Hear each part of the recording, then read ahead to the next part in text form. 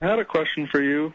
I've never really heard you talk about this, and I wanted to know what your thoughts are on the genesis of the Earth, or like your beliefs on how we got here, sort of thing.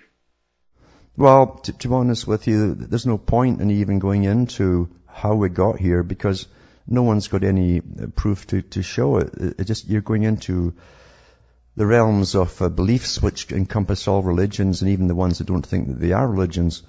All we know, and I think even the ancient philosophers in Greece, some of them said the same thing, I think, therefore I am. In other words, all I know is that I seem to exist since I wake up every day and have the same problems as everyone else has.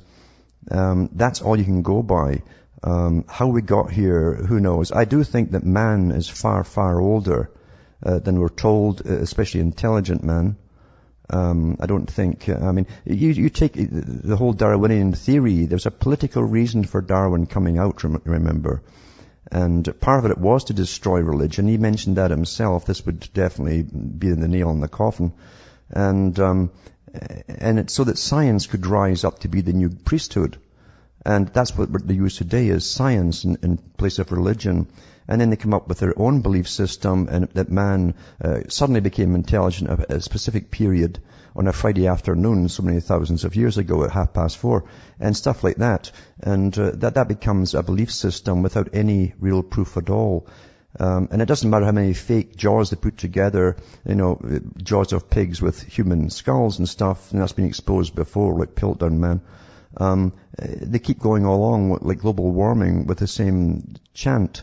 So there's no real point in trying to figure out how we got here. What's more important is why are we here? And it's something that's very, very true is also what are we going to do with our lives now, right now, And that's more important than ever. Otherwise, it's mental masturbation, and that's what most stuff is out there, is mental masturbation. Nothing matters, really, except where we're going from here. And people should be really up and doing something if they want to stop being ruled by a small clique of people who've plundered the planet for hundreds of years and who run your governments, and they've told us where they're taking us, which is destitution and depopulation. So try not to get into the ancient stuff. As I say, all you've got in what's recorded history, I would start checking into the histories of India before I go into anybody else's history, because even amongst their mythology, they have a lot of good history regarding how people are controlled, how religions are created to control the peoples so that they're meek and they're easily managed. And really, when you look at all the religions, even that of Egypt and Judaism too, and many religions out there, most religions out there, if not all of them, you'll find the counterpart in a much, much older India. So at one time, India had a big place to play in this big world of ours. We know that Sumer, for instance, its main export was wool, 5,000 odd BC, and they exported it mainly to India at that time. India was the America, the USA of that period. And yet there's so little given to the Western world on these particular people whose descendants still run India today, the high Brahmin caste. So there's far more of it there. And they also talk about ages, and ages can be taken mystically, or you can take them in a rational manner and say, ages are business plans, long-term business plans. And we do know that they say at the end of an age, all those who are unfit, the masses, die off and they cannot come through into the next stage. And the elite go through, or the lumen go through, or the knowledgeable go through, the evolved go through. If you think that Darwin came up with evolution, just go into India. If you go into their Hinduism, everything started as slime and mud and water and all the rest of it. That's where Darwin and all these characters got their ideas from. But it's completely ignored by the press. If you go to India, you can pick up stacks of old books written in the 1800s for dirt cheap too, on a lot of their histories, and yet none of it's republished or printed and put over here. It's just so sad. Because it's a lecture, it's a system of control they're showing you. How to keep millions dumb in every generation. Back with more after this break. Hi folks, we're back, cutting through the matrix. And just to end with that last colour there, before going to the next one, India, they have, everyone's heard of the great cycle of the zodiac, the great cycle, there's many thousands of years. India claim, and that's a Platonic year they call it, India claims that they've gone through many cycles, each lasting millions of years.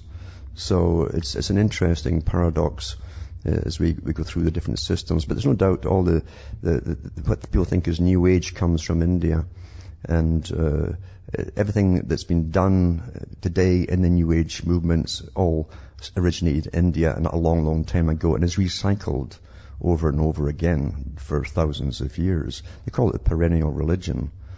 And then we'll go on to Deborah from Baltimore. Are you there, Deborah? Good evening, Alan. Good evening, Hamish. Yeah, there's nothing new under the sun. It's just been, redone,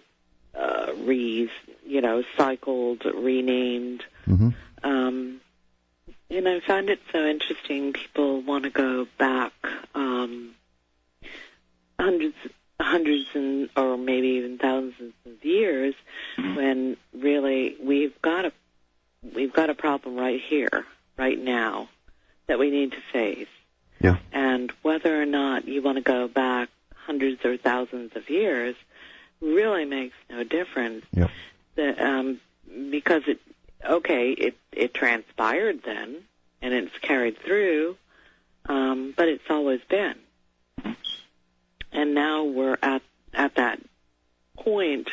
Well, what are you going to do about it now? Yeah, absolutely. You can go on forever with speculation. There are people there's folk making their living off what they call mysteries and mystery religions. There's recycling stuff that you can pick up in any book out there, because that's all they do is recycle the same stuff, but it mystifies people and like storytellers. But what are you going to do right now? That's all that really matters. Are we going to go on with the same corrupt money system? Time and energy to go backward. Yeah. One thing we do know is that for thousands of years, this odd thing called money has been handled by the same peoples down through the ages with compound interest and all the cons and so on. They've turned nations in the past into slaves in the past. And we're watching the same thing happen again under a more hygienic terminology. But that's what's happening today. And the public are completely oblivious or ignorant of it.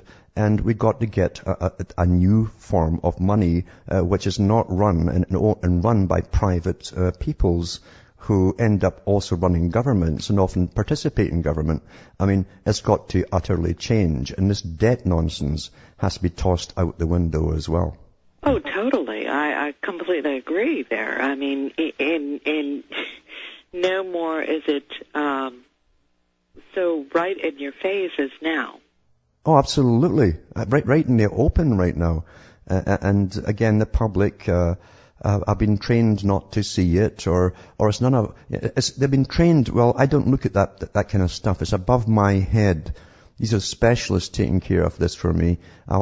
That's nonsense. What these characters do. Or I don't understand derivatives.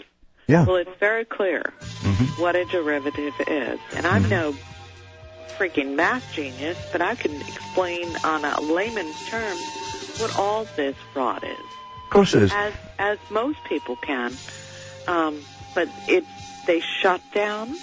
They don't want to hear it. Because it's complicated terminology, but 2 and 2 equals 4. It's as simple as that. But thanks for calling, and that's the end of the show. So from Hamish and myself, it's good night from Ontario, Canada. And may your God or your God go with you too.